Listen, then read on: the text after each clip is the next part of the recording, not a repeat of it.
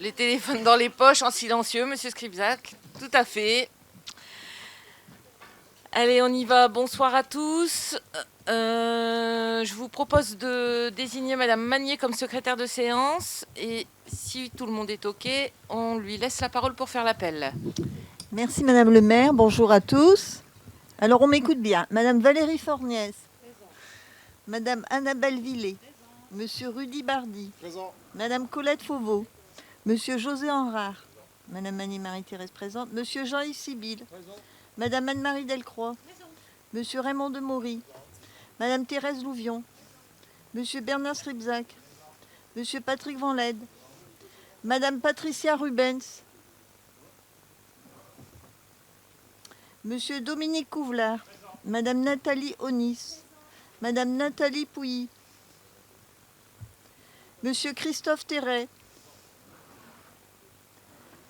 Madame Naïma Oud, Madame Magali Potel, Monsieur Michael Lefebvre, Monsieur Christophe Etch, Monsieur David Aumont, Monsieur Enrico Boticchio, Madame Martine Mel, Monsieur Fabrice Zaramba, Monsieur Joris Vizocchi, Monsieur Stéphane Gajeski, Monsieur Maxime Potel, Madame Lucette Vanesse. Merci. Merci Madame Magnier. Bien, je vous propose d'adopter le compte-rendu de la dernière fois. Y a-t-il des observations sur ce compte-rendu? Non? Ok. Et la liste des décisions que vous avez eues, que vous avez pu consulter, y a-t-il des questions spécifiques? Non plus. Très bien. Avant de commencer le conseil municipal, je souhaiterais vérifier que vous avez donc bien reçu a posteriori, bien évidemment, l'intégralité du compte de gestion. C'est bon? Tout le monde l'a eu. La feuille concernant les indemnités des élus qu'on est en devoir de vous communiquer. La nouvelle délibération sur les associations, puisqu'on avait oublié 2 associations et qu'on les a rajoutées. Donc normalement c'est OK. Et puis une dernière délibération dont on avait parlé en commission, mais dont on n'avait pas encore les éléments, sur la contractualisation pour un stage à la crèche. Vous avez bien eu tous ces documents? Donc si vous avez eu tous ces documents, je pense qu'on peut passer au conseil municipal. Je voudrais intervenir, Madame le maire. Alors, Madame le maire, chers collègues, avant d'ouvrir l'ordre du jour, je tiens à faire une remarque sur les conditions de transmission des documents relatifs à cette séance. Depuis un certain temps, des écarts de procédure ont été observés dans la transmission des documents. Mais cette fois, on innove. On découvre qu'un élu peut désormais recevoir les documents pour son groupe. C'est ce qu'on m'a appris par mail, avec cette formule étonnante. Monsieur Boticchio a eu le support papier concernant le compte de gestion pour votre groupe. Alors soyons clairs, je ne suis ni facteur, ni coordinateur de distribution, et aucun élu ne devrait être remis dans la position de devoir faire circuler lui-même les documents budgétaires aux autres. La règle est connue, simple, constante. Chaque conseiller municipal doit recevoir personnellement tous les documents nécessaires à la préparation des séances, quel que soit le conseil concerné, et quel que soit le document à transmettre, qu'il s'agisse de délibération, de rapport ou de documents budgétaires. Et une fois que ce besoin est exprimé, il n'a pas à être redemandé à chaque conseil. De même, il n'est pas à choisir entre le papier ou le numérique. Certains travaillent avec les deux. Et la loi impose la transmission des documents, pas leur limitation dans un seul format. L'article L 2121-12 du CGT est très clair à ce sujet. Et le respect de cette règle est une condition élémentaire pour que chacun puisse exercer pleinement son mandat. On ne peut pas parler de débat démocratique sérieux si ces principes ne sont pas respectés. J'espère donc que cette manière de faire, aussi curieuse qu'infondée, ne se reproduira plus et que chacun pourra retrouver sa juste place dans le fonctionnement du Conseil. Merci. Merci du rappel de la loi. Alors pour votre information, le conseil municipal est transféré à l'ensemble des élus du conseil municipal par voie numérique, auquel il est ajouté un petit message, comme quoi si l'on veut, on peut demander une transmission écrite, ce qui est normalement fait dans les règles et ce qui permet à tout le monde d'avoir les documents nécessaires.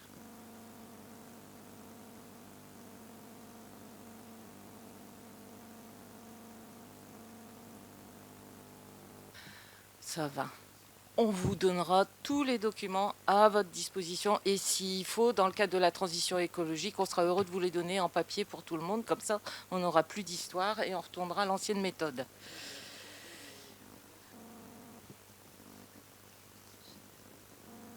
Écoutez, c'est une proposition, mais moi, par exemple, j'ai pas envie de me servir d'une tablette. Voilà, je suis comme vous. Donc voilà, donc on va respecter, on va vous envoyer pour le prochain conseil municipal une version numérique, une version papier à tous les membres de l'opposition. Comme ça, vous serez contents. Voilà.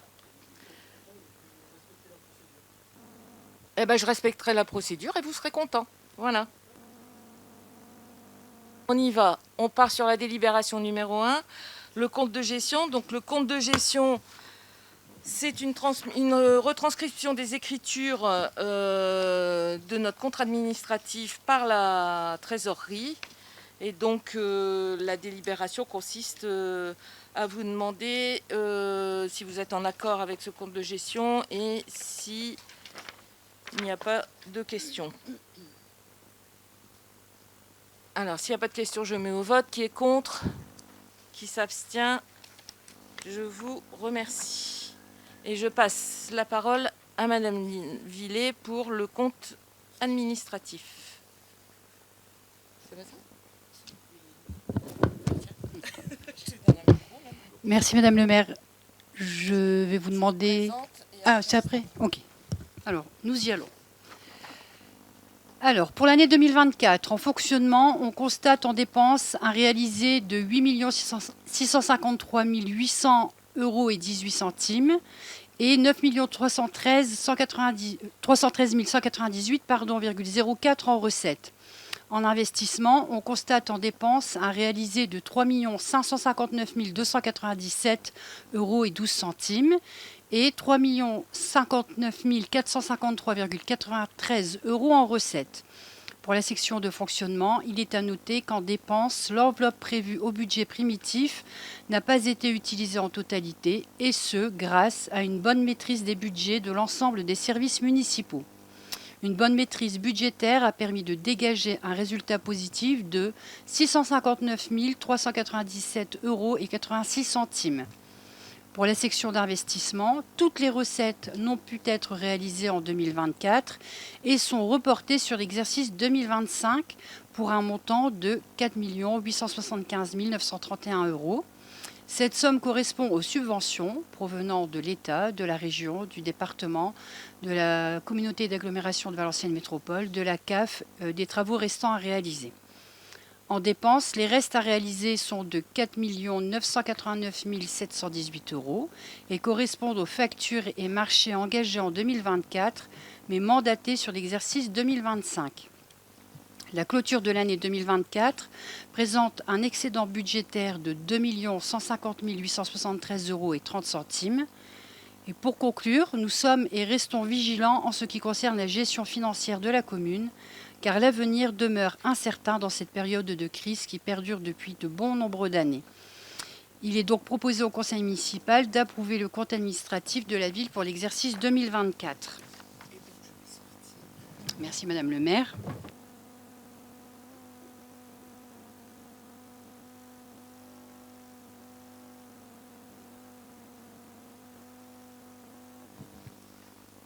Donc le conseil municipal, tous ensemble, nous examinons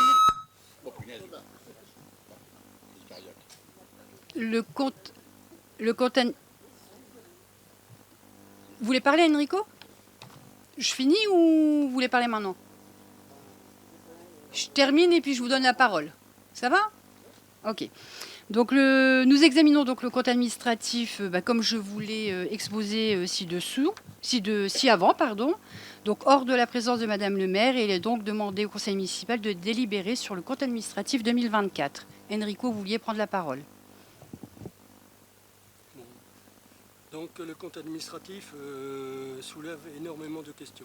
Donc, quand les chiffres parlent, le compte administratif n'est pas un simple document de clôture. C'est le moment où la réalité financière attrape les intentions des promesses ou parfois les illusions. En comparant les chiffres réalisés et ceux annoncés dans le ROB, celui qu'on nous a reproché de ne pas avoir compris ou voté dans le budget primitif 2024, on découvre bien plus qu'un solde. une trajectoire. Une trajectoire, un choix assumé ou pas, et parfois des écarts qui interpellent. Voici notre lecture du compte administratif 2024, poste par poste, là où vos chiffres méritent un vrai commentaire. Les ratios, quand les chiffres ne collent pas au tableau. La page 5 du compte administratif. Un chiffre saute aux yeux, le ratio numéro 7, censé mesurer la soutenabilité du fonctionnement, atteint un coefficient de 1,0837, soit plus de 108% des recettes de fonctionnement. La zone critique est située à supérieure à 1,05. Nous sommes à 1,08. Autrement dit, la commune ne couvrirait plus ses dépenses de fonctionnement et de ses dettes par des recettes, ce qui la placerait dans une zone de tension extrême. Un chiffre comme ça se justifie, enfin, normalement. Autre surprise, le ratio numéro 10, épargne brute sur recettes réelles de fonctionnement, bien que présent dans le budget 2025, est absent du tableau du compte administratif 2024. Un oubli, une discrétion. Effacer un mauvais chiffre n'efface pas le problème. L'épargne, retour brutal à la réalité. Un ROB 2024, une épargne brute de 1 015 000, soit 11,39 des recettes de fonctionnement. Le compte administratif affiche un résultat encore meilleur, 1,3 million, soit une épargne brute solide et incontestable. Mais alors pourquoi ce pavé dans le commentaire? Parce que le ROB débattu le 6 mars a été présenté comme si l'année 2024 n'était pas encore clôturée, alors que les résultats du CA 2024 étaient déjà connus, vérifiés et conformes à la méthode M57. On nous a décrit une trajectoire financière positive, certes, mais on ignorait les chiffres réels du CA, bien plus favorables que prévu. Ce n'est pas anodin. Entre les prévisions du ROB et les chiffres réels du CA, l'épargne brute gagne près de 300 000 € sans une explication. Un ROB déjà obsolète au moment de sa présentation, une trajectoire sous-estimée. Ce n'est pas un simple décalage technique, c'est une façon de présenter les choses qui interroge. Le fonctionnement, une épargne brute en trop-œil. L'épargne brute 2024 atteint 14% et un niveau proche de 14,6 prévu dans le ROB. Ce bon résultat pourrait laisser penser une gestion rigoureuse, mais il repose en réalité sur un écart important entre les prévisions et les réalisations. Près de 900 000 € de crédits sont restés sans emploi, soit 3,3 du budget de fonctionnement. Comme chaque année, on constate que le budget a été calibré large, au point de prévoir des dépenses manifestement surévaluées. Résultat, l'excédent dégagé paraît confortable, mais il découle surtout d'une non-exécution. Les dépenses de personnel restent structurellement élevées, près de 50% des recettes, ce qui réduit significativement la capacité d'ajustement de la commune. Le poste de fonctionnement donne donc l'apparence d'une gestion saine, mais c'est une impression qui repose surtout sur des crédits restés sans emploi. La marge réelle est très limitée. La trésorerie, surprise garantie en fin d'année.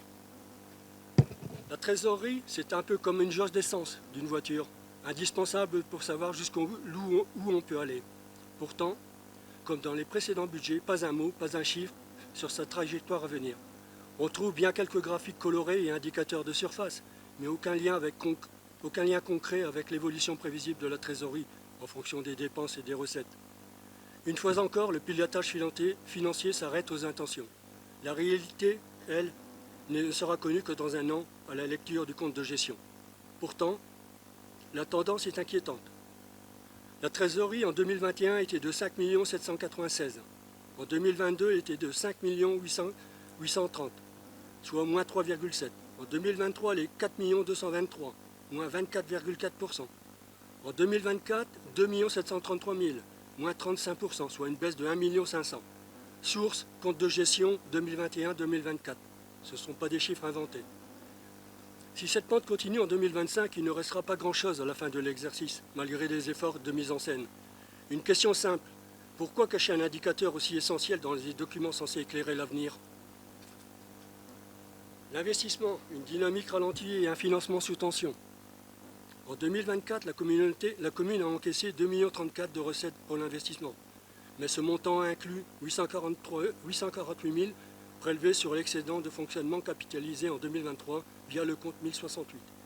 Il ne s'agit pas donc d'une recette nouvelle, mais d'un transfert interne sans apport extérieur.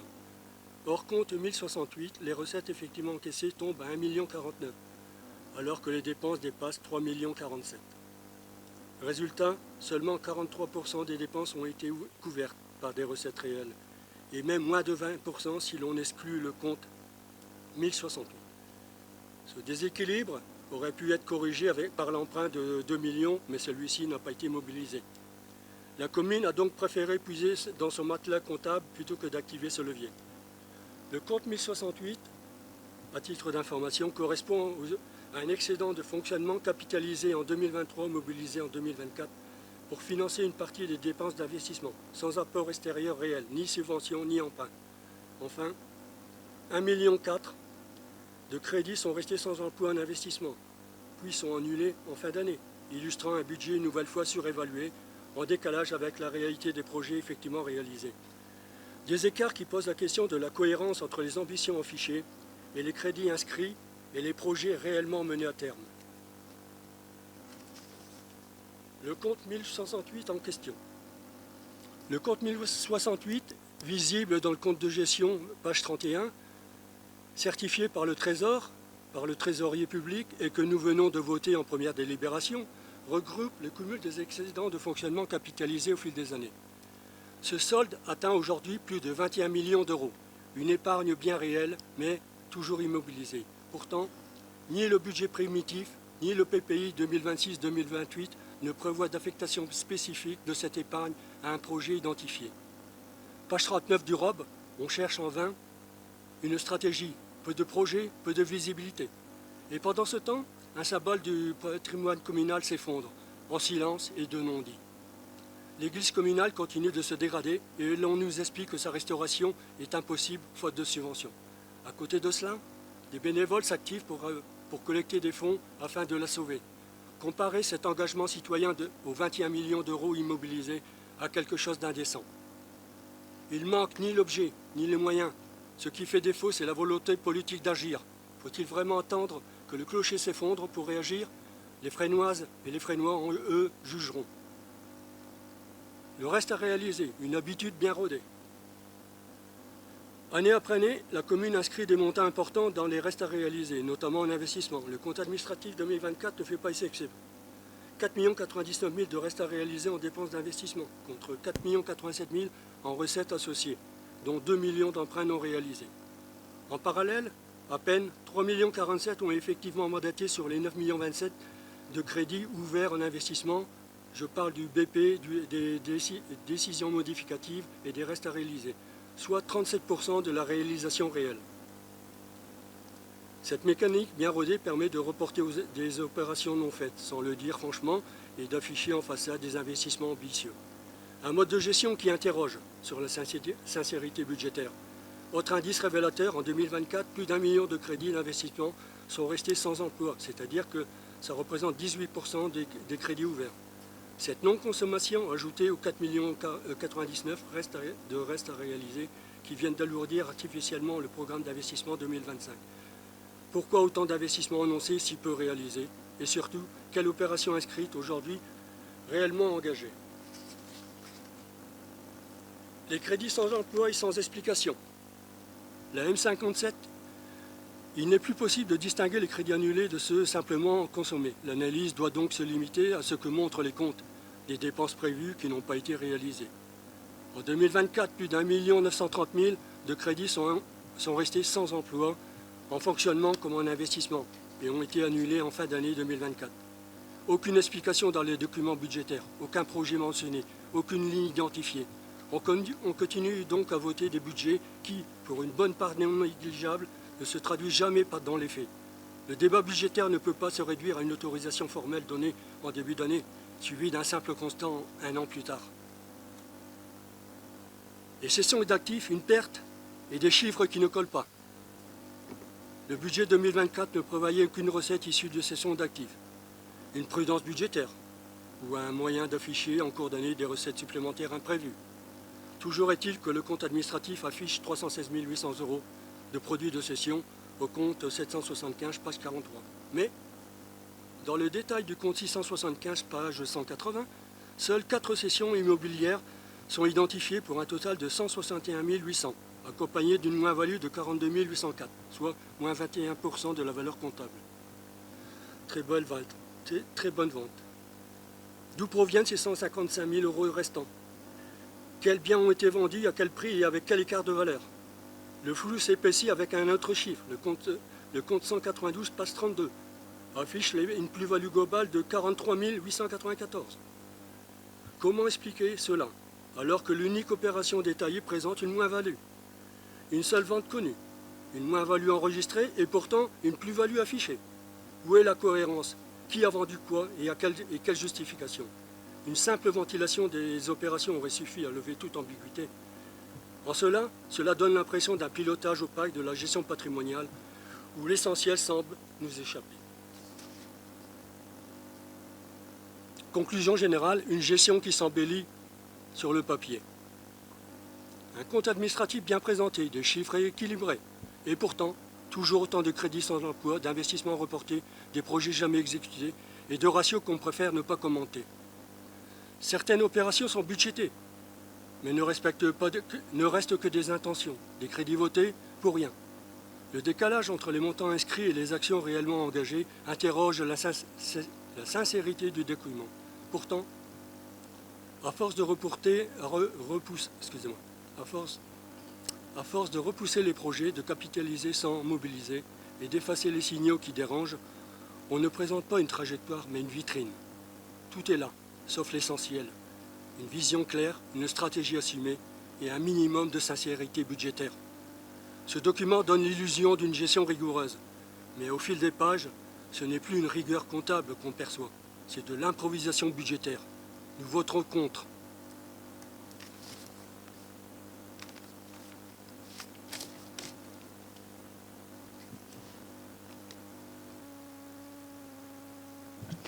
Merci Enrico pour votre partage de votre perception des choses.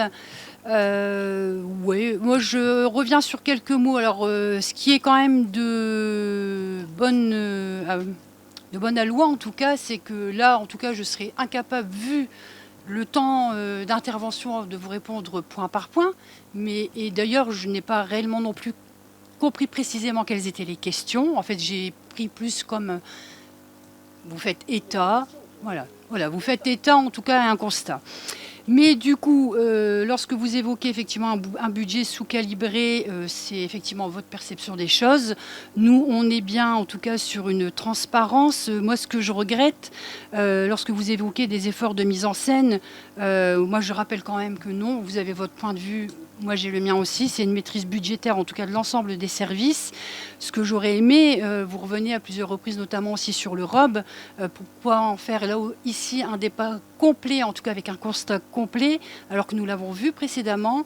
Je me demande du coup à quoi servent les commissions que nous nous évertuons à réaliser justement en toute transparence et où l'ensemble des questions peuvent être posées, et on peut en échanger sereinement. Donc en tout cas, voilà, moi je vous remercie, je n'ai pas d'autres commentaires à faire. Et effectivement, pour reprendre votre expression, les Fresnois jugeront le moment venu, en tout cas effectivement, en leur âme et conscience.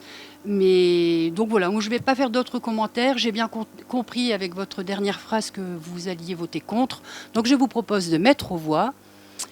Qui est contre?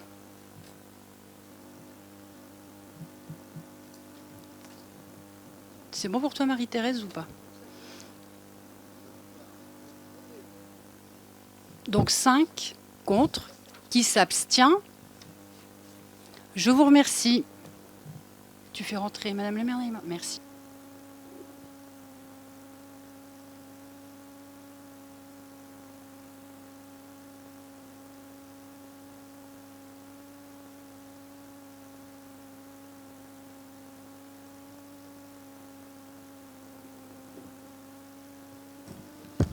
Bien. Alors, le compte administratif étant voté, je vous propose de passer à l'affectation des résultats. Donc, sur l'affectation des résultats, On a des recettes de fonctionnement à hauteur de 9 313 198,04 €. On a des dépenses de fonctionnement à hauteur de 8 653 800 € et 18 centimes, ce qui nous fait un résultat brut de fonctionnement pour 2024 à hauteur de 659 397 et 86 centimes. Un excédent reporté de l'exercice 2023 à hauteur de 2 346 642,90 €, ce qui nous donne un excédent global de fonctionnement de 3 640 € et 76 centimes. Le résultat d'investissement. Sur les recettes d'investissement, on a 3 59 453,93 € de recettes d'investissement. Les dépenses d'investissement s'élèvent à 3 559 297,13 centimes et le résultat brut d'investissement est donc négatif à hauteur de 499 843,19 € auquel nous allons rajouter le déficit reporté de 2023 qui est de 241 537,27 €. On a un résultat global d'investissement déficitaire à hauteur de 741 380,46 €. Au résultat global, il convient d'imputer donc les restes à réaliser à la section d'investissement, les dépenses engagées non mandatées, les subventions demandées mais non encaissées à reporter sur l'exercice 2025 afin de déterminer le résultat final qu'il conviendra d'affecter. Donc, le résultat global d'investissement est déficitaire à hauteur de 741 380,46 €. Les restes à réaliser en dépenses sont de 4 989 718 €. Les restes à réaliser en recettes sont de 4 875 931 €.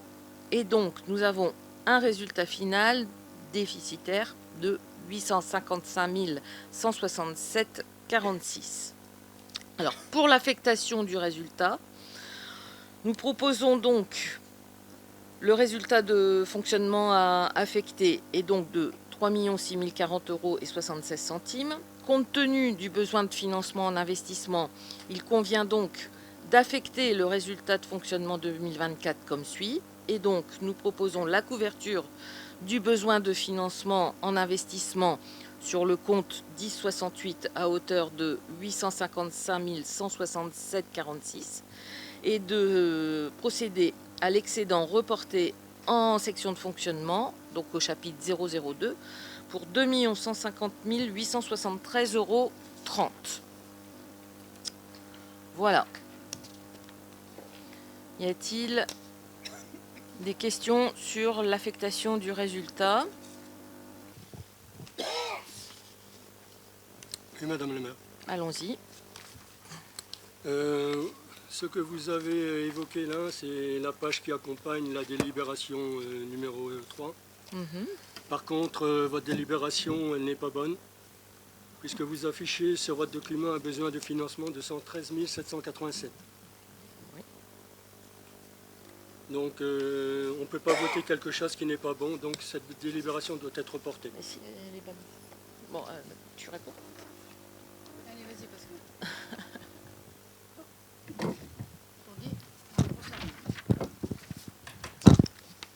Les 113 787, c'est le résultat déficitaire de l'année dernière. C'est le résultat de l'année dernière. Donc c'est le besoin d'investissement. Donc c'est le besoin d'investissement et cette délibération a été prise à l'identique l'an dernier et n'a pas fait l'objet de... Peu importe qu'elle soit prise à l'identique, mais il est indiqué en besoin de financement 113 787 et là vous parlez de 850 000, 855 000. On ne parle pas de la même chose. Moi je vote pour la délibération ce qui est écrit dessus. D'accord. Donc le montant qui est indiqué dessus est faux. Non. Mais bon. C'est comme vous voulez. Mais qu'est-ce que... je comprends pas, Enrico. Qu'est-ce qui est faux là? Les chiffres, ils correspondent. Le besoin en financement qui est indiqué en la page 1, soit un besoin de 700. financement de 113 Oui, en fait, 787. il aurait voulu qu'on Et derrière, ajoute vous ça. me dites affectation complémentaire Tac, en tac. réserve 1068 855 167. C'est faux. C'est 855 000 qui est bon il aurait dû être un besoin en financement de 855 000 et non pas 113 000. Oui, mais c'est... Bah, Il est conforme au document du Trésor public que vous voyez sur ce document-là, où il y a écrit besoin de financement. Ça, c'est le document de la trésorerie. 113 787. Oui, et qui a été validé par le percepteur. Hein. Ça, c'est le document du percepteur. Oui, mais je veux bien que vous me disiez ça, mais il y a des règles pour calculer le besoin, le déficit et le besoin en financement. non, Vous mais vérifiez les pas règles du percepteur, Monsieur Boutiqueux, je ne peux pas faire autrement et je suis obligée de les appliquer. Donc, je suis désolée. La présentation de la délibération ne vous convient peut-être Mais pas. pourquoi alors vous mais parlez concrètement- de 855 000? Ben, c'est la somme de tout, 855 000, et vous le savez très bien, parce que vous savez les aussi bien calculer 855, que moi. c'est pour le financement. Les 855 000 euros et les 113 000, ça correspond uniquement au déficit des restes à réaliser. Non, c'est la somme des 3 déficits. Ben non. Ah non, Oh non. non. Non.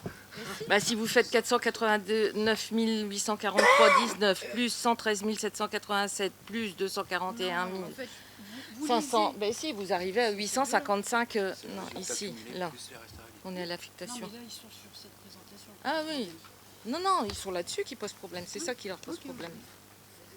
C'est la délib qui leur pose problème.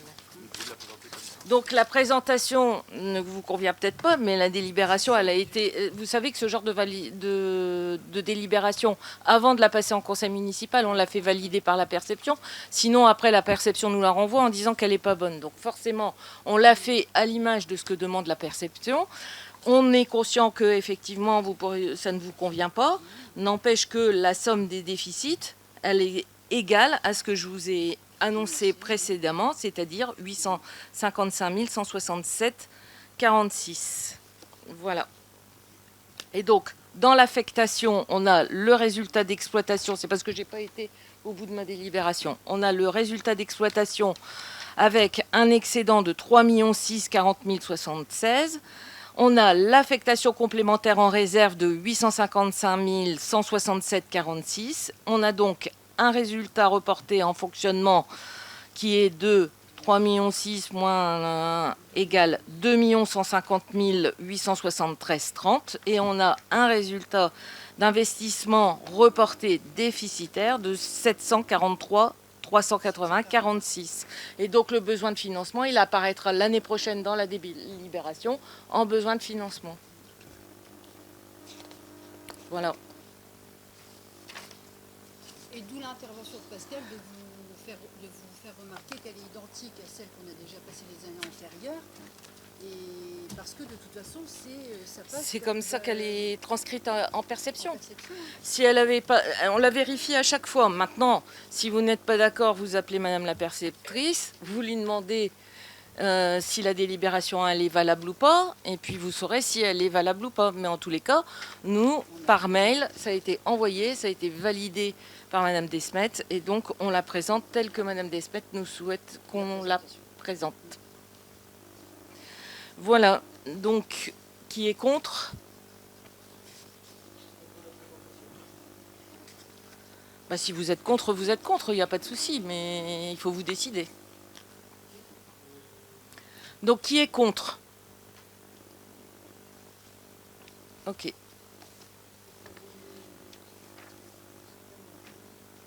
Qui s'abstient ?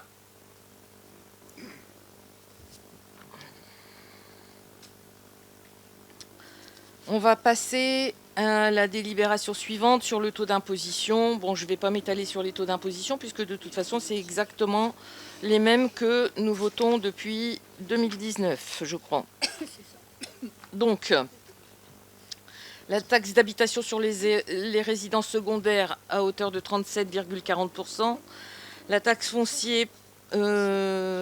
foncière propriété bâtie à 58,05% et la taxe foncière sur les propriétés non bâties à 78,38%. Et à la délibération, on vous a joint le rôle 12,59 pour vous assurer des taux qui n'ont pas donc évolué. Ah, j'ai dit 2019, mais c'est 2009. Merci José. Ouais, bah tu sais, je vois pas le temps passer. Bien, je vous remercie. Je mets aux voix cette délibération. Qui est contre ? Qui s'abstient? Je vous remercie. Et donc, je vous propose de passer au budget primitif 2025. Donc, le budget primitif 2025 va retracer l'ensemble des dépenses et des recettes autorisées et prévues pour l'année 2025. Il respecte les principes budgétaires, sincérité, annualité, unicité, spécialité et équilibre. Il décrit l'ensemble des crédits pour l'année 2025, aussi bien en dépenses qu'en recettes. Par ailleurs, le débat d'orientation budgétaire que nous vous avons présenté le 6 mars dernier a posé les bases à partir desquelles nous avons pu construire ce budget pour l'exercice de notre collectivité. Donc cette année encore, le budget sera construit sans augmentation des taux des impôts locaux. Le budget 2025 fait l'objet d'une préparation très rigoureuse et d'un cadrage très rigoureux également. Je viens de vous le dire avec la perception. Tous les secteurs de dépenses ont été analysés pour identifier des sources d'économies potentielles. Notre collectivité poursuit la maîtrise de ses dépenses de fonctionnement sans pour autant transiger sur le niveau et la qualité des services publics. Le budget primitif 2025 est présenté avec la reprise des résultats de l'exercice 2024. Il s'équilibre globalement à la somme de 20 145 890,52 €. En fonctionnement, 11 12 241,10 € en dépenses et en recettes. En investissement, 9 133 649,42 € en dépenses et en recettes, avec un virement à la section de la section de fonctionnement à la section d'investissement de 1 652 914,89 €. Ça, c'est pour l'équilibre global et budgétaire. Sur la section de fonctionnement, donc sur les recettes de fonctionnement, le budget primitif a été élaboré dans un contexte toujours difficile, nous l'avons rappelé, mais il est nécessaire de le rappeler encore une fois, et les recettes de fonctionnement s'affichent à hauteur de 11 012 241,10 €, composés comme suit. Globalement, au chapitre 13, atténuation des charges représente 1,05% des recettes de fonctionnement. Dans ce chapitre, y figurent les indemnités journalières reversées par les assurances suite aux arrêts de travail. Sur le chapitre 18, produits des services, il représente 2,11% des recettes de fonctionnement et il reprend les recettes de la restauration scolaire, des ALSH, de la bibliothèque, ainsi que les redevances d'occupation du domaine public. Sur le chapitre 73, vous avez tout ce qui concerne les impôts et taxes. Il représente 45,12% des recettes de fonctionnement. Et donc, sur les taxes, vous avez un rappel de la taxe d'habitation, de la taxe foncière et de la taxe non bâtie. On vient de les voter, donc je n'y reviens pas. Sur le chapitre 74, vous avez les dotations, les subventions et les participations reçues, donc qui représentent 29,32% des recettes de fonctionnement. Ensuite, les principaux concours financiers de l'État sont donc, on l'avait vu à l'occasion du ROB, la dotation globale de fonctionnement, la dotation de solidarité rurale, la dotation de solidarité urbaine et la dotation nationale de péréquation. Vous avez le petit tableau qui reprend l'ensemble des prévisions de ces dotations et les prévisions 2025 qui se montent à un total de 2 436 920 €. Le chapitre 74 reprend également les participations de la Caisse d'allocation familiale et de l'État pour les contrats aidés. Et à noter que pour 2025, le FCTVA en fonctionnement a été supprimé, ce qui fait perdre 25 000 € de recettes de fonctionnement. Sur le chapitre 75, autres produits de gestion courante, cela représente 0,85% des recettes de fonctionnement et ça concentre des revenus des immeubles et des produits de gestion courante, les loyers, les locations, les salles municipales, les parkings ou encore l'occupation de la salle des sports par le collège. Il comprend également les versements des sinistres. Le chapitre 77, produits spécifiques, représente 0,91% des recettes de fonctionnement. Et là, il reprend les remboursements sur l'exercice antérieur. Voilà pour les recettes de fonctionnement. Y a-t-il des questions particulières? S'il n'y a pas de questions particulières, je poursuis. Sur les dépenses de fonctionnement. Donc les dépenses réelles de fonctionnement s'affichent à hauteur de 11 12 241,10 €. Le chapitre 11, c'est le chapitre à caractère général. Il subit une augmentation par rapport à 2024 et représente 25,24% des dépenses de fonctionnement. Alors, les services s'astreignent au quotidien à gérer au mieux les dépenses. Les procédures de passation des marchés publics ainsi aussi mises en place permettent d'acheter mieux à un meilleur prix. Cependant, vous le savez comme moi, la flambée des prix vient impacter directement ce chapitre.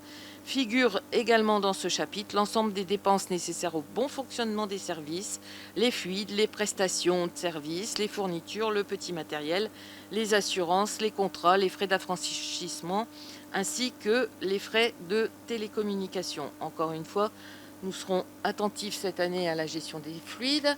Normalement, on ne devrait pas avoir de mauvaises surprises en électricité puisque la ville a fait l'effort sur les 2 dernières années de passer sur les LED. Donc, ce qui devrait nous faire une substantielle économie. Ceci étant, on annonce parallèlement à ça des augmentations au niveau du gaz. Donc, bon, l'un dans l'autre, on verra ce que ça donnera. Sur le chapitre 12, les charges de personnel. Comme beaucoup de collectivités, les charges de personnel du chapitre 12 constituent le premier poste de dépense. Elles représentent 43,20% des dépenses de fonctionnement. Donc ce chapitre, il va aussi augmenter par rapport à 2024. Il est impacté par plusieurs dispositifs locaux et il augmente par rapport légaux, pardon, et il augmente par rapport à ces dispositifs et non pas par rapport au fait qu'on embauche beaucoup plus. L'application du protocole parcours professionnel, carrière, rémunération, reclassement indiciaire, l'actualisation du versement d'indemnités compensatrices de la CSG, la formation du personnel adapté aux besoins des services, la revalorisation du complément indemnitaire IFSE, la création évidemment d'une police municipale, la participation à la mutuelle santé prévoyance pour l'année 2025, l'éventuelle stagiarisation à 35 heures d'agents actuellement contractuels et l'augmentation des cotisations patronales CNRACL qui sont envisagées à hauteur de 3%. Le chapitre 65, autres charges de gestion, représente 8,34% des dépenses de fonctionnement. Là-dedans, on retrouve les indemnités versées aux élus, la formation, les contributions aux différents syndicats, la subvention qui est versée au CCAS à hauteur de 280 000 € et l'ensemble des subventions versées aux associations. Le chapitre 66 représente les charges financières, 1,34% des dépenses de fonctionnement, et contient les intérêts des emprunts ainsi que les ICNE, intérêts courus non échus. Le 67, ce sont les charges exceptionnelles qui servent à couvrir les annulations de titres sur les exercices antérieurs. Et le 68, la dotation aux provisions pour risques et charges, sont des crédits prévisionnels pour les risques et les charges qui doivent être prévus par la loi. Elles représentent 3,63% des dépenses de fonctionnement. Enfin, le chapitre 42, dotation aux amortissements, ce sont des crédits prévisionnels pour les dépenses d'ordre, les amortissements, et représentent 3,20% des dépenses de fonctionnement. Voilà pour la section de fonctionnement. Je poursuis ou vous voulez intervenir maintenant ou après? Ok, sur les recettes d'investissement, donc au 1068, au chapitre 10, au 1068, c'est l'excédent de fonctionnement capitalisé. Sur le chapitre 10, les dotations fonds divers et réserves, ils intègrent donc le FCTVA qui est lié aux investissements de l'année N-2. Cette année, au vu des investissements, il sera nettement en hausse par rapport à l'an dernier. Figure également dans ce chapitre la taxe d'aménagement et l'excédent de fonctionnement capitalisé, ce qui représente 13,33% des recettes d'investissement. Sur le chapitre 13, les subventions d'investissement enregistrent les subventions sollicitées pour la réalisation des projets. Elles proviennent de l'État, de la région, du département du Nord ou encore de Valenciennes Métropole et représentent 40,57% des recettes d'investissement. Sur le chapitre 24, on a les produits de cession d'immobilisation qui reprend les ventes de terrain par la commune et représente 2,15% du budget d'investissement. Sur le chapitre 40, dotation aux amortissements, on le retrouve. On l'avait en fonctionnement, on le retrouve en investissement. Et donc, ce sont les amortissements. Ils représentent 3,85% des dépenses de fonctionnement. Alors, Madame Villiers, vous me dites que sur le chapitre 13, j'ai fait une erreur par rapport au tableau, je crois. Hop. Effectivement, on n'est pas sur le chapitre 13, subvention d'investissement, on n'est pas à 40,57%, on est à 15,29%. J'ai fait une erreur, d'ailleurs, dans le tableau, il n'y a pas d'erreur, c'est dans mon écrit et dans mes explications qu'il y a une petite erreur. Du coup, j'en suis normalement au chapitre 67. Les charges exceptionnelles. C'est ça? Non. Je me trompe. Sur les dépenses d'investissement. Donc, j'arrive aux dépenses d'investissement. Sur le chapitre 7, les emprunts et dettes assimilées à hauteur de 5,98%. Il constate le montant de l'emprunt à rembourser en capital. Le chapitre 20, les immobilisations incorporelles, ce sont les frais d'études, les maîtrises d'œuvre et les frais de publication liés au projet d'investissement. Ils correspondent à 2,33% des dépenses d'investissement. Le 21, les immobilisations, qui représentent...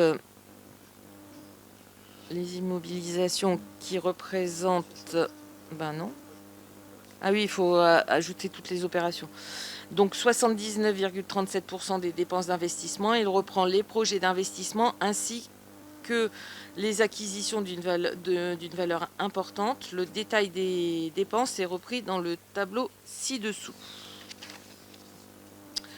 Alors ensuite, on vous a mis le tableau qu'on avait vu ensemble dans le cadre du débat d'orientation budgétaire avec les projets d'investissement pour 2025.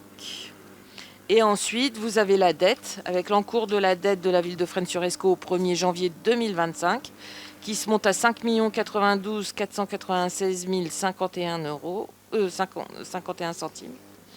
Cette année, un emprunt de 2 millions d'euros qui avait été inscrit au budget primitif a été reporté au budget primitif 2025. Et il est à noter qu'il y a un emprunt qui arrive à échéance, on en avait déjà discuté, en avril 2026. Vous avez en dessous un petit tableau qui fait état des emprunts au 1er janvier 2025.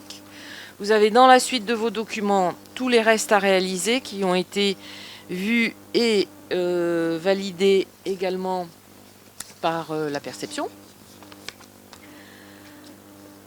Et donc, la délibération que je vous propose de voter pour le budget primitif, mais avant, je vais vous demander s'il y a une prise de part, ou je vais la présenter, et puis je vous laisserai la parole après.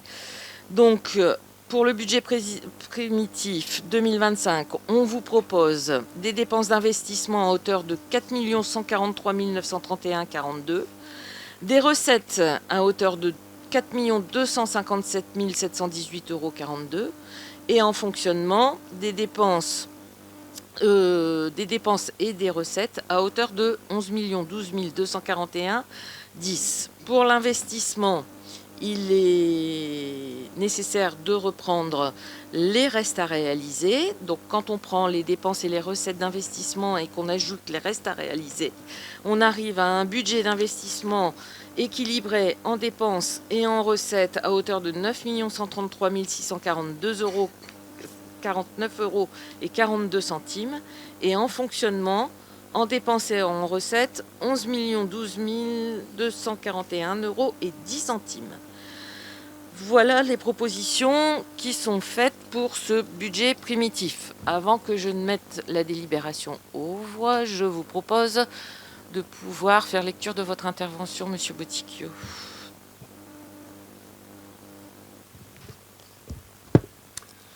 Oui, merci Madame le maire. Bon, pour ce budget primitif 2025, je dirais le vernis craque. Je l'ai rapproché.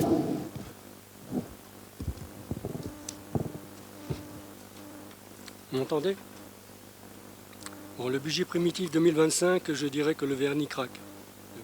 Le budget primitif 2025 se veut rassurant. Il affiche une présentation soignée, des équilibres respectés et des perspectives maîtrisées. Mais derrière ces chiffres, le vernis craque, les indicateurs clés virent au rouge, l'épargne brute devient négative. Les crédits prévus pour l'investissement s'appuient sur des ressources internes déjà immobilisées.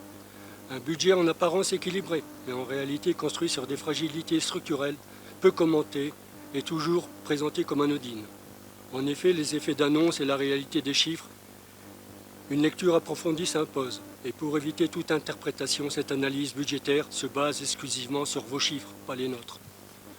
Les ratios, 2 voyants en rouge, page 4 du budget primitif. Ce sont les 2 ratios identiques au compte administratif. Le ratio numéro 7, il atteint 1,0874, soit 108% des recettes de fonctionnement. Même sans lancer le moindre projet d'investissement, la commune dépense déjà plus qu'elle ne perçoit. Cela signifie que pour 10 € de recettes, la commune prévoit de dépenser 10,87 €. Un équilibre de gestion à la renverse. En apparence, le budget respecte l'équilibre comptable imposé par la loi. Mais lorsque les charges de fonctionnement et le remboursement de la dette dépassent les recettes, l'équilibre devient théorique. C'est un déséquilibre de fond masqué par les ajustements de forme. Mais visiblement, cela ne semble pas inquiéter ni le maire, ni l'adjoint aux finances, ni personne dans l'équipe. Sachant que la zone critique est supérieure à 1,05, nous sommes à 1,0874. Question. Pourquoi il n'y a pas de commentaire? Le ratio numéro 10, censé mesurer l'épargne brute, elle tombe à moins 0,2%. Des recettes de fonctionnement. Le déficit s'installe dès le fonctionnement. Ce ratio négatif, la commune ne dégage aucune épargne. Elle est même en déficit de fonctionnement. Cela signifie que toutes les marges sont consommées dès la prévision. Et pourtant, le budget est présenté comme serein, presque optimiste. Faut-il voir un excès de prudence ou une façon de rendre les mauvais chiffres plus digestes? Notons au passage que les ratios réglementés par le CGT n'aboutissent pas au même résultat. Et dire que l'Europe, présentée à peine un mois plus tôt, a annoncé une épargne brute à 6,09% avec une trajectoire jugée maîtrisée. On comprend mieux pourquoi le ratio numéro 10 a été passé sous silence dans le compte administratif. La zone critique, sachant pour ce ratio inférieur à 5%, nous sommes à moins 2%. Posez-vous les questions. Le fonctionnement, la mécanique grippée. On nous reproche avec une certaine assurance d'avoir dit l'inverse de ce qui avait été présenté dans l'Europe du 6 mars. Peut-être avons-nous mal compris, ou peut-être n'était-il pas fait pour être compris. Une chose est sûre, le budget 2025 dit tout le contraire de ce qu'on nous a expliqué le 6 mars. Si contradiction il y a, ce n'est pas dans notre lecture, mais dans les chiffres. L'Europe annonçait une épargne de gestion à 650 763. Une épargne brute à 513 392 et une épargne nette à peine dans le rouge, à moins 7 983. Le budget primitif 2025 affiche, lui, une épargne de gestion divisée par 2, 284 734 €. Une épargne brute devenue négative, moins 267 666 €. Et une épargne nette qui plonge à moins 789 040. Résultat, un écart de plus de 780 000 entre la trajectoire annoncée le 6 mars et celle finalement inscrite au budget primitif. À ce niveau, ce n'est plus un écart de prévision, c'est une volte-face budgétaire. Le budget lève le voile, les dépenses explosent, les marges s'effondrent, la capacité d'autofinancement devient négative. La mécanique budgétaire est bel et bien grippée. L'investissement, équilibre en vitrine, flou en coulisses. Le budget 2025 affiche 3 027 000 de dépenses d'investissement. Pour équilibrer cette section, la commune mobilise 855 000 euros issus du compte 1068 et intègre un déficit reporté de 741 000. Mais cet équilibre repose sur des ressources du passé et hypothétiques. Et ce n'est qu'une partie du tableau. Avec 9,2 millions d'investissements affichés en 2025, reste à réaliser inclus, la barre est trop haute. La barre est haute et trop haute. Parmi ces crédits figure un emprunt de 2 millions inscrit en reste à réaliser depuis 2023 et toujours non mobilisé. Rien de neuf et pas de subvention identifiée. Zéro subvention prévue en 2025, pas une ligne, pas un euro. Peut-être est-ce un choix assumé ou un simple oubli. En 2024, plus d'1 million est resté sans emploi. Un budget ambitieux mais peu réaliste. À ce stade, la question n'est plus de savoir ce que la commune prévoit, mais ce qu'il est réellement en capacité de faire. À ce niveau d'investissement, la faisabilité réelle ne serait-il pas plus cohérente et plus sincère? Crédit sans emploi, une ligne invisible mais révélatrice. En 2024, 1,4 million de crédits d'investissement sont restés sans emploi. Il suffira d'attendre le compte administratif 2025 pour constater une nouvelle fois le décalage entre les prévisions d'investissement et leur réalisation effective. Ce scénario est bien connu, un budget ambitieux sur le papier et des crédits sans emploi à l'arrivée, comme en 2024, comme en 2023. Emprunt, 2 millions, mode flou activé. Dans n'importe quelle entreprise ou collectivité rigoureuse, un emprunt de 2 millions ferait l'objet d'un plan précis. Objectif clair, calendrier de mobilisation, ventilation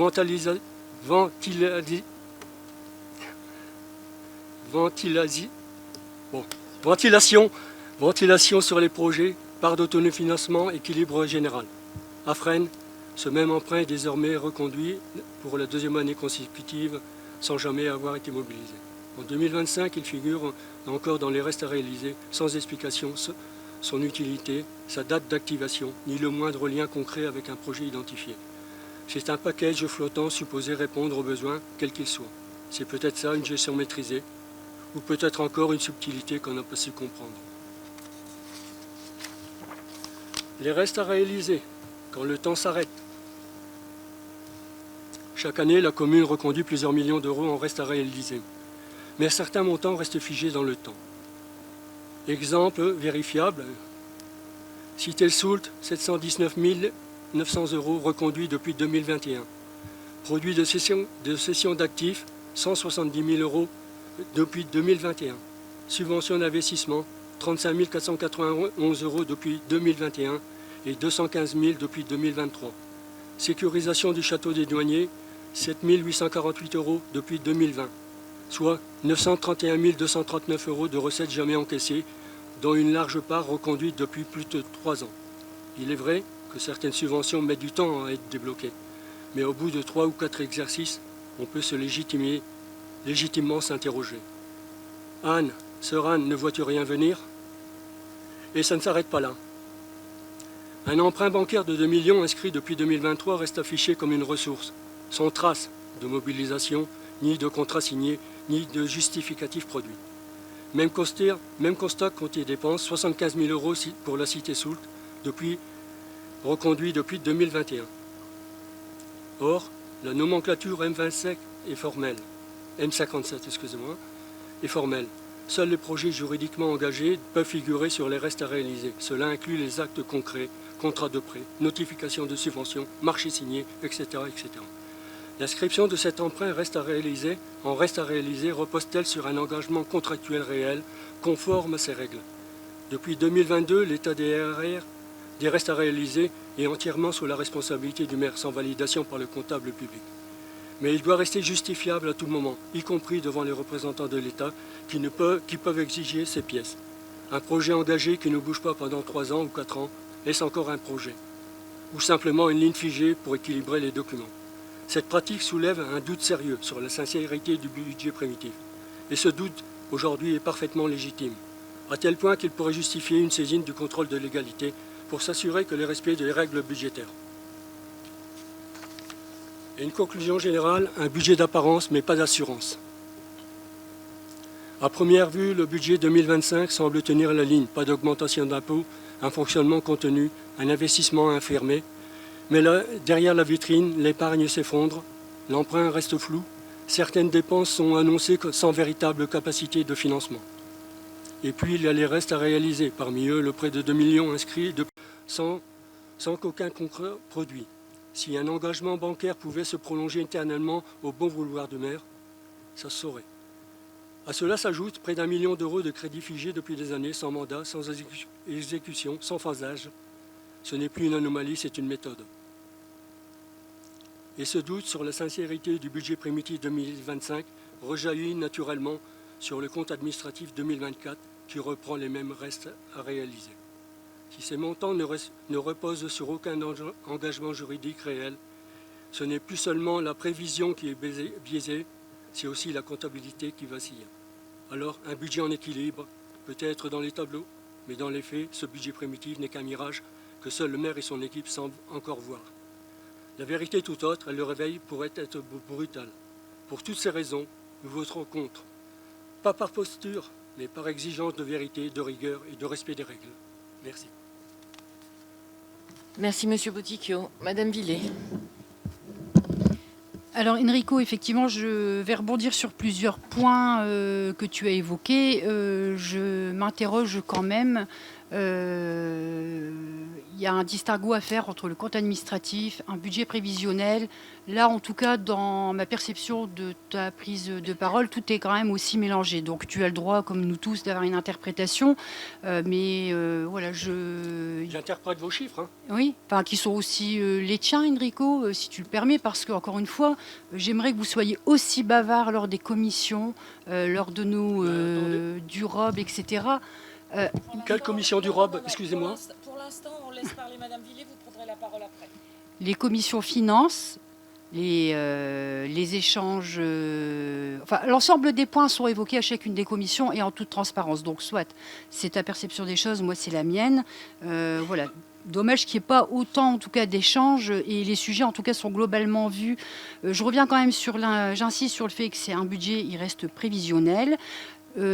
Par ailleurs, tu as évoqué au moins à 10 reprises l'emprunt. L'emprunt, pour rappel, vous aviez tous voté contre dès le départ et maintenant vous gargarisez de l'emprunt. Donc l'emprunt, on l'a justifié maintes et maintes fois. Pourquoi le report? Et à chaque fois, ça a été fait en toute transparence. D'ailleurs, on l'a encore évoqué au dernier conseil municipal lors du ROB. Mais bon, voilà, en tout cas, voilà quels étaient les propos que je souhaitais tenir après ta prise de parole. Merci, Monsieur Boticchio. Concernant le ROB, je suis désolé, mais je ne participe pas aux discussions. Ensuite, il y a un membre de votre... On a beau en parler, l'emprunt, on a beau en parler, et il faut un acte juridique derrière. Si vous n'avez pas d'acte juridique derrière, vous ne pouvez pas le mettre en RAR. Donc, si vous n'avez pas ça, vous êtes dans l'illégalité. Donc, ce qui veut dire que les restes à réaliser 2024-2025 est faux. Et donc, on va saisir la légalité. Alors, si vous avez quelque chose à justifier, vous nous le montrez. Alors, moi, je ne vais pas répondre à l'ensemble de vos propos parce que, de toute façon, la lecture fait qu'on n'est pas forcément à même de pouvoir répondre point par point sur ce que vous nous dites. Vous pouvez me répondre si vous avez un engagement juridique pour un prêt de 2 millions. L'emprunt. Pardon? Alors, voilà, on a la réponse. On a un écrit du Trésor public, donc on vous le communiquera si vous le souhaitez. Je vais arrêter sur cet emprunt. Cet emprunt, on l'a fait parce que on le sait dans le budget d'investissement prévisionnel. On sait qu'on va avoir ce besoin de cet emprunt. On sait qu'on... Vous permettez? On sait qu'on va avoir besoin de cet emprunt pour aller au bout des projets qu'on a prévus. D'accord? Ceci étant, comme vous l'avez rappelé, comme il y a de nombreux restes à réaliser, comme il y a de nombreux décalages entre le versement des subventions et le versement, entre le moment où on a les subventions et le versement, et qu'il y a des projets qui sont longuement décalés, et ça vous le savez, vous nous le reprochez aussi, mais c'est pas de notre fait, c'est pas nous qui attendons pendant 2 ans après l'IMRAP, c'est les services de l'État. Ce n'est pas nous qui avons fait que le Covid a bloqué la situation pendant 2 ans. Bon bref, je ne vais pas m'épiloguer là-dessus, on en a déjà parlé au débat d'orientation budgétaire, donc vous le savez. Sur le débat d'orientation budgétaire, je le rappelle, comme Madame Villet l'a dit, que le débat d'orientation budgétaire, il a eu lieu ici, en conseil municipal. Jamais vous nous avez fait écho de quoi que ce soit. Et on a repris votre positionnement. Non, laissez-moi terminer. On a repris effectivement l'ensemble de vos questions. Et sur l'ensemble de vos questions, à un moment donné, j'ai dit, comme je le dis aujourd'hui, je n'ai pas retenu toute votre intervention, mais on a répondu à pas mal de questions. Je voudrais simplement vous dire que vous nous dites que la contradiction est dans la lecture et pas dans les chiffres. Moi, peut-être, j'ai à vous répondre simplement qu'on n'a pas les mêmes chiffres devant les yeux, c'est pas possible autrement, pour avoir autant de décalage, mais enfin, bon, vous faites comme vous voulez. Ensuite, vous nous remettez en cause sur la capacité à faire. Monsieur Boticchio, si vous voulez, j'emmène demain l'ensemble du conseil municipal faire le tour de la ville. Et on va voir si on n'a pas de capacité à faire. On va voir si les projets ne se mettent pas en œuvre. J'aimerais bien, parce que vous avez assisté à la dernière commission travaux. On a fait le tour des projets. On a même proposé d'aller sur place. Alors ne dites pas qu'on n'a pas de capacité à mettre en œuvre. On le fait. Qu'il y ait du retard, qu'il y ait des délais qui sont incompressibles, mais pas de notre fait, du fait des partenaires, je veux bien l'entendre et je vous l'accorde. Et d'ailleurs, ça nous ennuie parce que ces retards entraînent effectivement des restes à réaliser qu'on est obligé de reporter chaque année, puisque chaque année, on a un des partenaires, que ce soit l'État ou la région ou tel autre partenaire, qui vient mettre un blocus sur le projet. Et notamment, dans les partenaires, il y a les ABF, et ça vous le savez bien, qui reportent sans arrêt le projet. Le PNR-CAD, c'est un projet qui a été signé avant que j'arrive en tant que conseillère municipale à la ville de Fresnes-sur-Escaut. C'était en 2000, la première signature, elle a dû avoir lieu en 2005, d'accord ? Et après, on a recontractualisé en 2008, on a recontractualisé en 2012. On est aujourd'hui en 2024 et le 25, et le projet, il est seulement en train de se réaliser. Ne me dites pas qu'on n'a pas la capacité à faire. Ce sont nos partenaires qui font qu'à un moment donné, on n'a pas cette capacité à faire. Vous prenez l'exemple de la cité Soult. La cité Soult, elle est prévue depuis effectivement au moins 5 ou 6 années. Je dirais même plus que ça. D'accord ? On a fait une première salve d'études, etc. On a contractualisé avec Maisons et Cités au travers d'un document qui est passé en conseil municipal pour savoir qui payait quoi, comment on faisait, puisqu'il y a des terrains qui appartiennent à Maisons et Cités, des terrains qui appartiennent à la ville, etc. Ensuite, on a eu l'histoire de la pollution. Donc, il a fallu revoir tout le budget parce qu'il y avait la pollution. Ensuite, il y a eu le Covid. On a attendu. Après le Covid, il y a eu... Ben oui, monsieur Zaramba, vous tapez sur la table, mais c'est comme ça. Non, vous me laissez terminer. Je n'accepte pas que vous preniez la parole, vous me laissez terminer pour une fois. Ensuite, on a eu l'IMRAP qui nous a mis 2 ans avant de venir. Ensuite, on a eu la hausse des prix. Donc, Maisons et Cités nous a dit on n'est plus en capacité de faire. Comme Maisons et Cités a dit on n'est plus en capacité de faire parce que le coût de la construction était bien trop important. On a été récupérer le dossier, on a ramé auprès de la sous-préfecture pour avoir du fonds vert pour pouvoir récupérer le dossier. Et vous venez me dire aujourd'hui qu'on n'est pas en capacité à faire. Mais s'il vous plaît, regardez la réalité des choses. À un moment donné, stop, la mauvaise foi, ça va bien. Faites le tour de votre ville et regardez les projets qui s'y passent. Et après, on en reparlera. Voilà. Je n'ai rien d'autre à dire. Vous focalisez sur Non, mais... que... Vous êtes en train de me parler d'investissement, je focalise sur l'investissement, Mais tout n'est pas là. Mais sur le fonctionnement, ne vous inquiétez pas. Mais les ratios, qu'est-ce que vous en dites là? Les ratios qui sont dans le négatif, vous recevez. Eh ben c'est très bien, écoutez, je dépense plus que je ne reçois et le conseil municipal vaudra en son âme et conscience. Ben oui, mais on n'a pas les mêmes chiffres certainement devant les yeux, c'est ce que je vous ai dit. On n'a pas la même lecture, point à la ligne. Donc, je ne vais pas continuer à m'énerver parce que vraiment, je trouve que derrière vos interventions, il y a une partie de mauvaise foi qui est vraiment... Alors, maintenant, sur votre... sur votre menace de la saisine du contrôle de légalité, allez-y, Monsieur Boticchio, parce que de toute façon, ce budget primitif qui est là, entre mes mains et entre vos mains, il va de toute façon passer au contrôle de légalité avant qu'on puisse en faire quelque chose. Donc, allez-y, demandez le contrôle de légalité, et puis on en reparle. Qu'est-ce que vous voulez que je fasse? Moi, je voudrais Je rebondir vais pas- un peu sur ce que Madame Vous Villet permettez, disait. Ce que je Madame finis Villet de disait. répondre Non, à on va Monsieur couper parce que Boticchio. Je je veux dire que c'est un finis, tissu je de mensonges, finis de répondre à Monsieur Boticchio et vous aurez la parole après. Monsieur Zaramba, il n'y a pas de souci. Donc, je vous le dis, si vous voulez aller jusqu'à la saisine du contrôle de légalité, moi, je n'ai rien à rajouter. Après, on vous a présenté des choses. Le budget, il est certainement pas en contradiction avec le prévisionnel. S'il était avec le rapport d'orientation budgétaire, s'il était en contradiction, il n'y aurait pas la moitié des pièces qui ont été présentées au rapport à l'occasion du débat d'orientation budgétaire qui sont reconduites dans le budget là.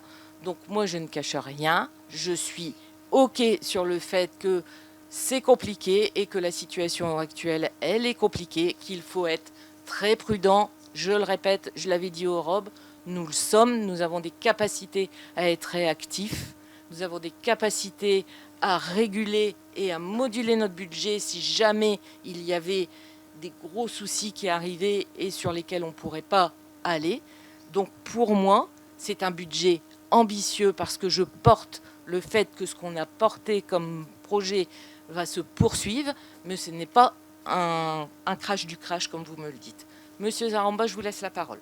Oui, je reviens sur le questionnement de Madame Villet. Vous êtes en train de nous demander de nous museler lors du conseil municipal.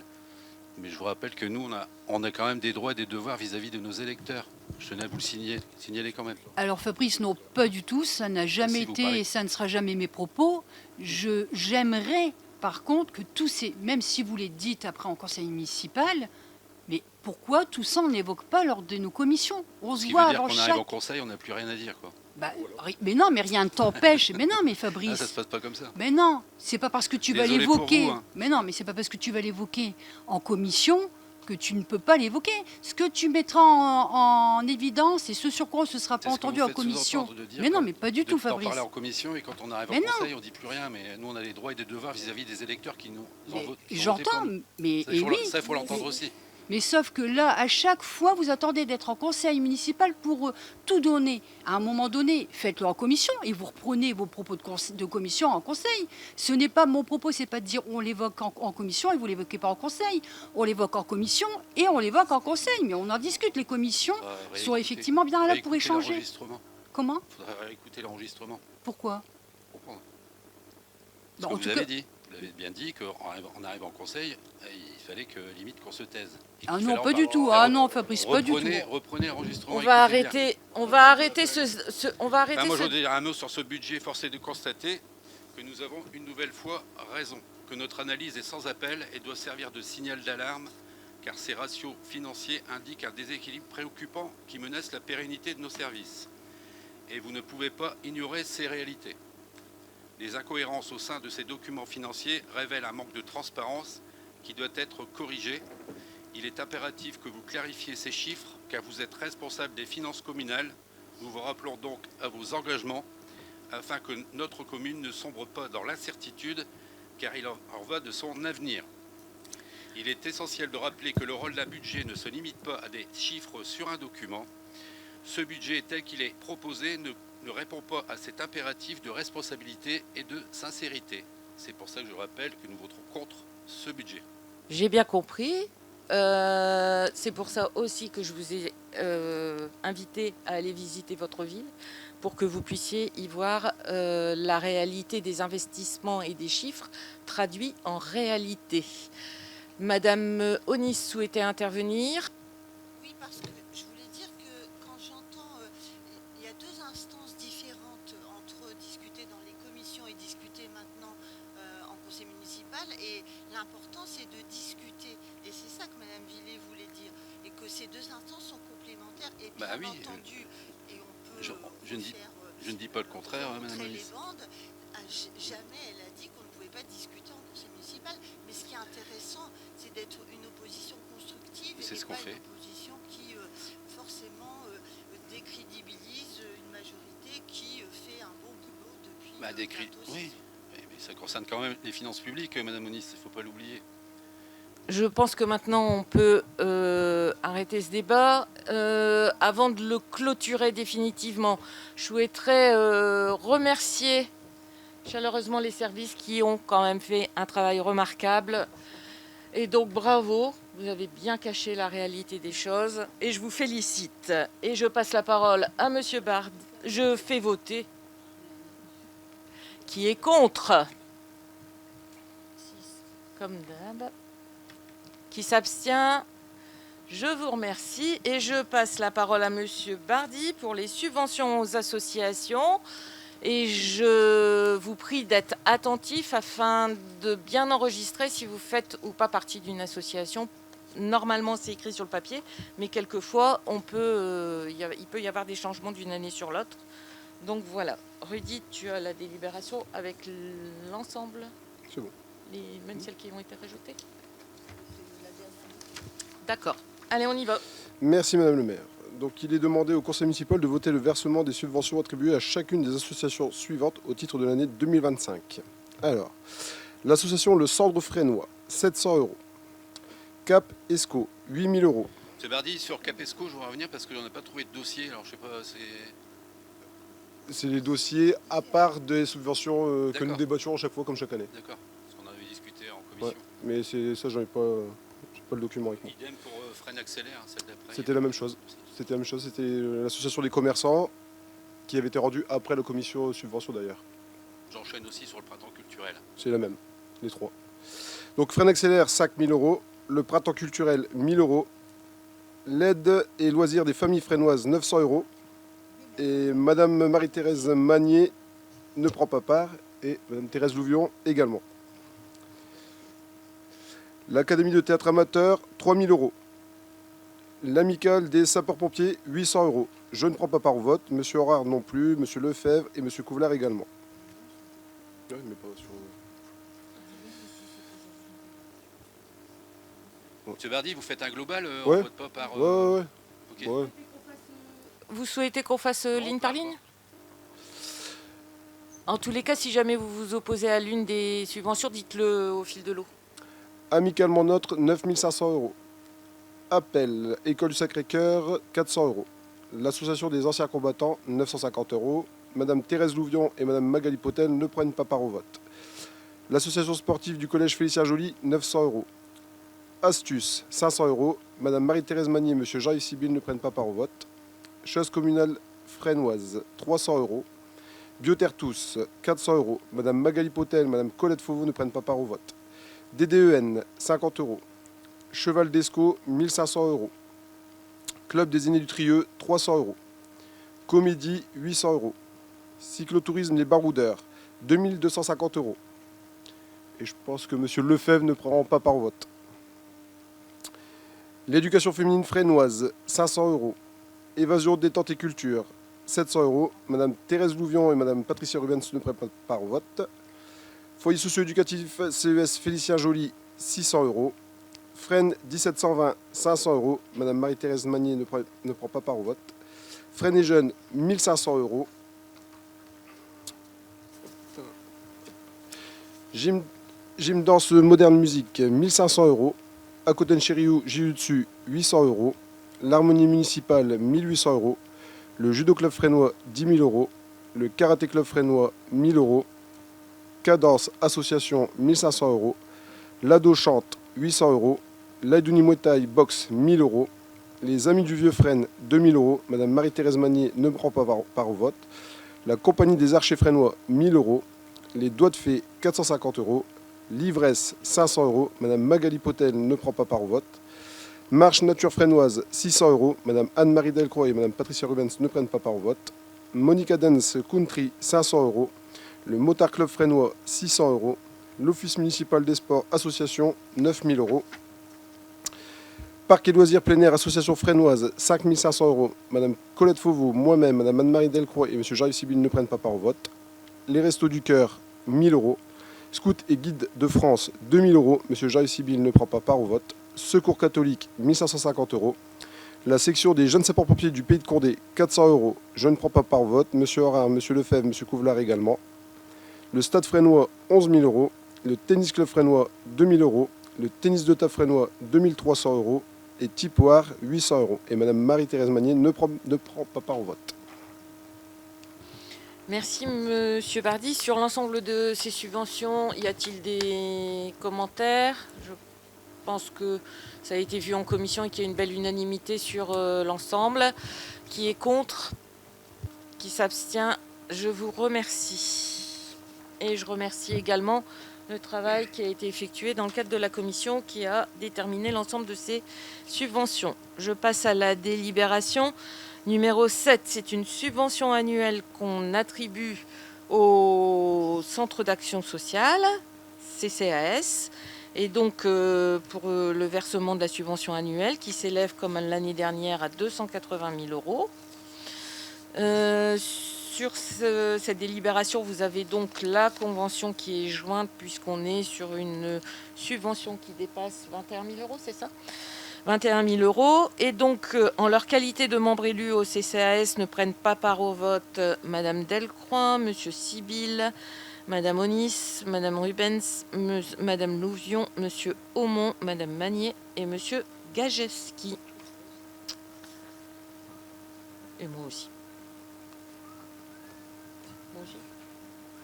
Tu mets au vote, s'il te plaît, Annabelle ? Donc, qui s'abstient? J'ai fait le contraire. Qui est contre, pardon? Qui s'abstient? Je vous remercie. C'est rien.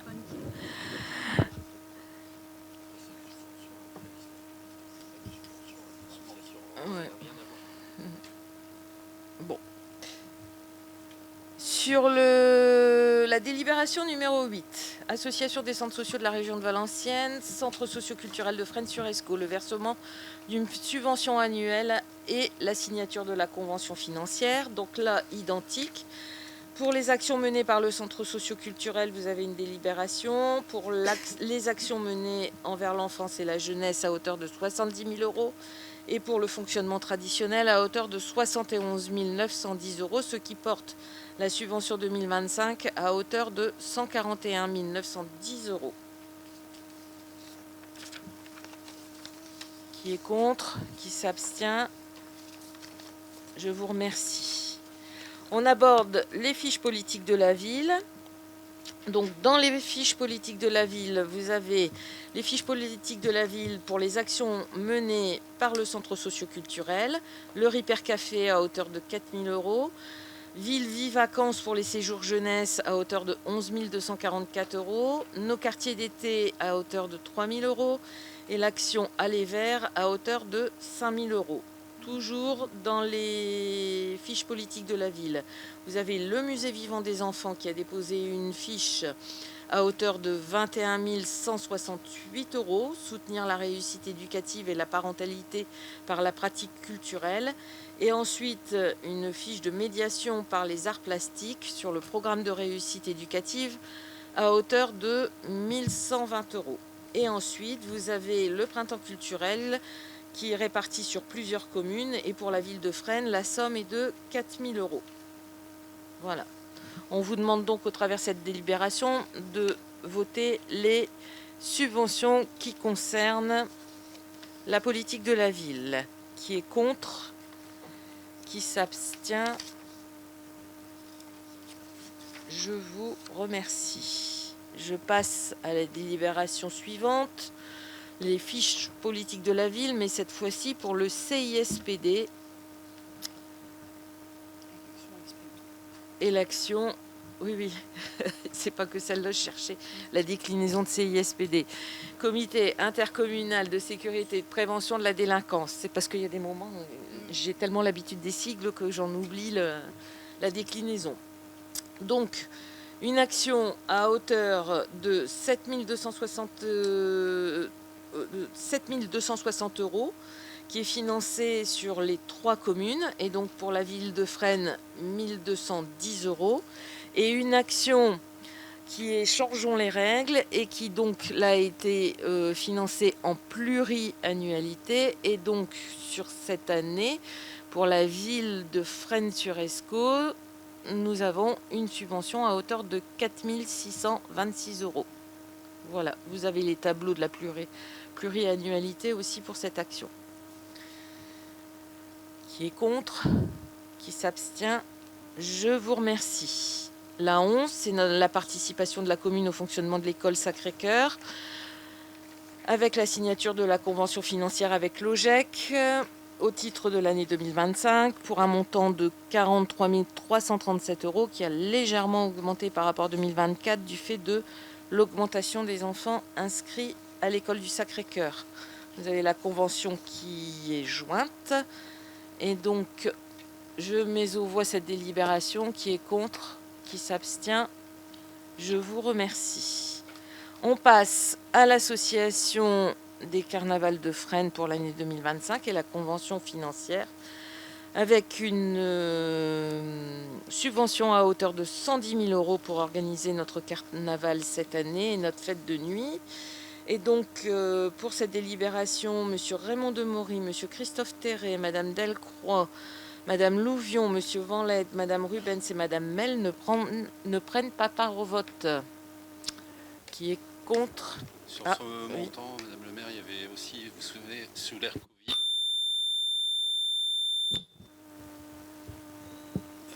sous l'ère Covid, il y avait des montants, on disait qu'on n'utilisait que la moitié, l'autre partie, elle est partie où?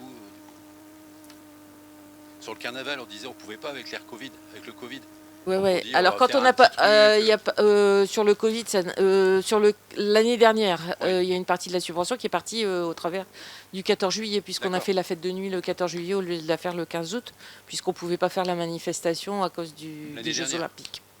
2024. Ouais. D'accord. Ah ouais, avec les JO. Oui, c'est ça. D'accord. Et sous l'ère Covid, le montant est parti où?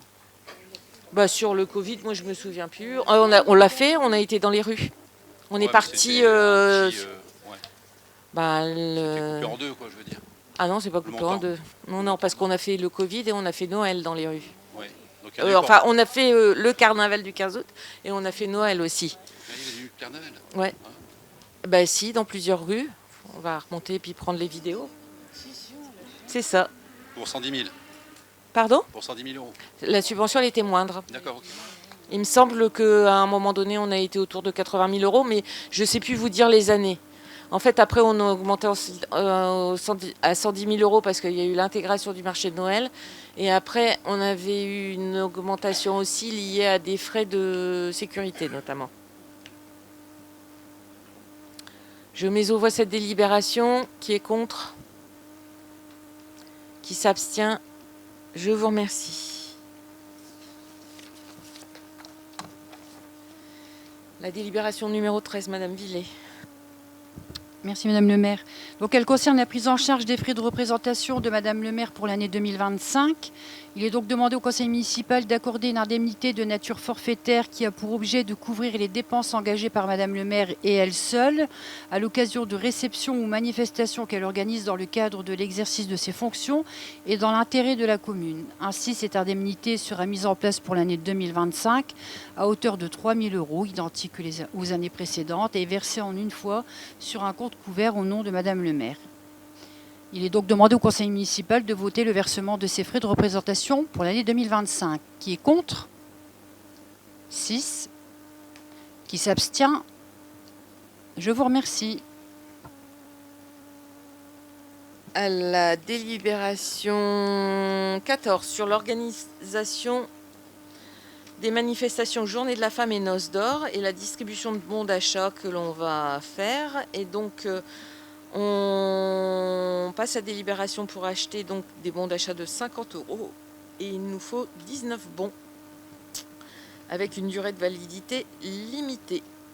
Les cérémonies sont prévues le 22 mars et le 4 mai pour les Noces d'Or. Qui est contre? Qui s'abstient? Je vous remercie. La délibération numéro 15 est purement administrative. Il s'agit de l'approbation du rapport de la CLECT du 11 décembre. La CLECT C'est la commission locale de transfert de charges par rapport à l'agglo. Et donc là, il s'agit de transférer les charges du musée des Beaux-Arts au niveau de l'agglo. Qui est contre? Qui s'abstient? Hein? Bah, oui, nous, on est représentants à la clé. Oui. La synthèse de la délib, elle rappelle les bases légales de transfert de compétences et renvoie le rapport au CLET. Mais il n'y a aucune présentation de montant n'est faite dans la synthèse, pas un mot sur le montant actuel, ni la variation, ni l'impact pour Fresnes. Pouvez-vous nous confirmer que cette délibération implique bien une modification financière de notre contribution à la compensation? Alors, s'il y a. Alors là-dessus, on va revenir vers vous, puisque c'est une délibération qui est prise dans le cadre de l'agglo, donc on va la vérifier et on va vous apporter la réponse. Apparemment, une délib comme ça et demander à voter si c'est une implication budgétaire, elle n'a pas de sens. Ouais, en fait, ça concerne l'agglo et la ville de Valenciennes. À mon avis, la contribution qui a augmenté, c'est la ville de Valenciennes et c'est pas les autres villes. Mais on va vérifier, notamment, je vous avouerai que j'ai pas tous les... Mais la imputation et versement des attributions de compensation, vous avez ça à la page... Oui, entre 7 et 10, là, mais il n'y a aucune information. Et on va compléter, on va leur demander. Il n'y a pas de souci, ça sera fait et la réponse vous sera apportée au prochain conseil municipal. Pardon? Okay. Ou par mail avant si on l'a, bien évidemment.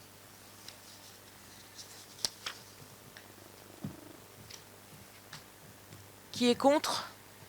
Qui s'abstient? Je vous remercie. Et enfin, la délibération numéro 16, les ressources humaines. C'est l'accueil d'une étudiante stagiaire au sein de la crèche et l'octroi d'une gratification, puisqu'il s'agit là d'un stage longue durée. Et les stages longue durée sont maintenant rémunérés pour les jeunes. Voilà. Qui est contre? Qui s'abstient? Je vous remercie. Cette dernière délibération venait clôturer l'ordre du jour de ce conseil municipal. Alors, vous restez sur place puisqu'il faut qu'on passe les feuilles pour la signature du compte administratif et du... Donc il y a 2 feuilles à signer. Ah ouais, mais on les deux en même temps. Bon, allez hop, on commence.